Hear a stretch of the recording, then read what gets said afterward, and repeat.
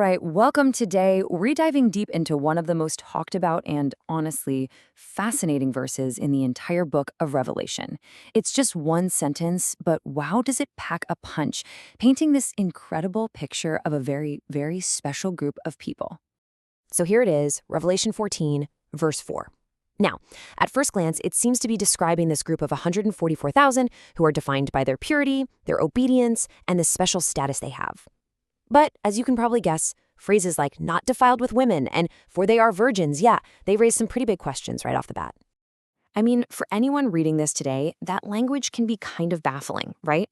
Does this verse really mean literal physical virginity? Is it only for men, or is there something much, much deeper and symbolic going on here? Well, to figure that out, we've got to unpack this thing piece by piece. So, to get to the bottom of it all, here's our game plan. We're going to start by looking at why the passage is so puzzling to begin with. Then we'll decode some of the original Greek words, which is super important. After that, we'll tackle that huge question of purity, understand what firstfruits actually means, and finally, we'll pull it all together. First up, let's talk about why this is such a puzzling passage. Before we find the answers, let's make sure we really get why this verse grabs so much attention and really needs a closer look. See, this isn't just some casual, off-the-cuff description. The verse is incredibly specific. It lays out a three-part definition for this group. First, this unique kind of purity. Second, their absolute obedience. And third, this special redeemed status. Each of these is a clue, a piece of the bigger puzzle. Okay, so to start putting these pieces together, we need to go to the source code of the verse, We need to look at the original Greek. That's where you find the richest clues, in the very specific words the author chose to use. So the first key term we find is emolantheson, which gets translated as were defiled. This word literally means to stain something, to pollute it, or make it impure. So right away, the central theme is set. This group is defined by what has not managed to corrupt them. Okay, next up we have the word parthenoi, which means virgins. And here's a really crucial detail. The author uses the masculine form of the noun. This specific choice of grammar is right at the heart of the debate over whether this is about literal male virgins. Then there's this word igorastheson, meaning we're redeemed. Now, the root word here, agorazo, literally means to buy something at a marketplace. This brings in a really powerful metaphor, right? These people weren't just set free. They were purchased. They were bought back from something. And our final key term from the Greek is aparche, or firstfruits. This word refers to the very first, and usually the very best, part of a harvest that was set aside as a sacred offering. This suggests this group isn't just redeemed, they represent a special initial offering to God. And we are definitely going to explore that more in a bit. So, our look at the Greek gives us these core ideas. This idea of defilement, masculine virgins, and being a purchased offering. This brings us right to the main event, the big question. Is the purity described here, this idea of being undefiled with women, meant to be literal and physical, or is it symbolic and spiritual? You really have two main ways you can read this. The literal interpretation is pretty straightforward. It's talking about 144,000 men who have never had sexual relations. Simple as that.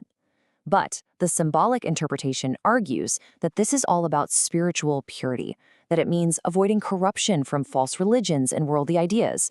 And honestly, this view gets a whole lot of support when we look at how this kind of imagery is used elsewhere in the Bible. For example, this whole concept of spiritual adultery is a really common theme.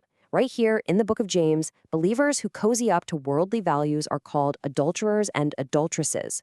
Their unfaithfulness isn't physical, it's a spiritual betrayal of their relationship with God. And this one? This is a huge clue. Here's the Apostle Paul, and he's writing to the entire church in Corinth, that's men and women, married and single, and he uses the exact same imagery. He wants to present them as a chaste virgin to Christ. He's clearly talking about their collective spiritual faithfulness, not their physical status. And this symbolism, it has deep, deep roots in the Old Testament too. God, speaking through the prophet Hosea, describes Israel's idolatry as a kind of spiritual whoredom, like a wife being unfaithful to her husband. It's this powerful metaphor for breaking faith with God to chase after other things. So, here's the crucial point. When you look at this consistent pattern all through the Bible, the women in Revelation 14:4 are almost certainly a symbol.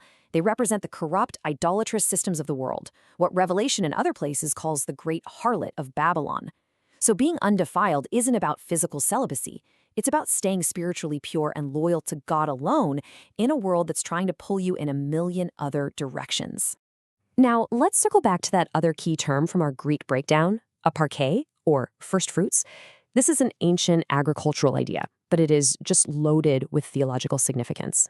You see, in the Old Testament, the firstfruits offering had three really clear meanings. First, it was a way of acknowledging that the entire harvest belonged to God. Second, it was a guarantee, like a sacred down payment that promised the rest of the harvest was coming. And third, it was a huge act of faith, trusting God for the full harvest before it was even in the barn. Knowing that context completely transforms how we understand this. For the 144,000 to be called first fruits, it means they are a living, breathing, sacred offering, set apart just for God. And even more than that, they are a promise. They are the living guarantee of the much bigger harvest of all redeemed people that's going to follow. They're the pledge of a complete victory. Okay, so let's bring all of these different layers together and see the complete and frankly powerful picture that this single verse is painting for us. So what we see emerging isn't some picture of physical status. It's a portrait of ultimate spiritual devotion. This group is defined first by their purity, a refusal to compromise with worldly corruption. They're defined by their obedience. They follow Christ wherever, no questions asked. They're defined by their redemption, knowing they've been bought for a price. And finally, they're defined by their purpose, to be the sacred promise of the greater harvest of all of God's people still to come. And just like that, a verse that at first glance might seem like a strange, maybe even exclusionary rule about celibacy gets totally transformed. It becomes this powerful, inspiring symbol of what total, unwavering spiritual commitment to God looks like in a very compromised world. So we're kind of left with this final thought. This ancient text, with all its rich layers of symbolism, paints this radical picture of what ultimate devotion looks like. So the question it leaves for us is, what does that concept of unwavering commitment challenge or maybe inspire in our own lives, right here and now?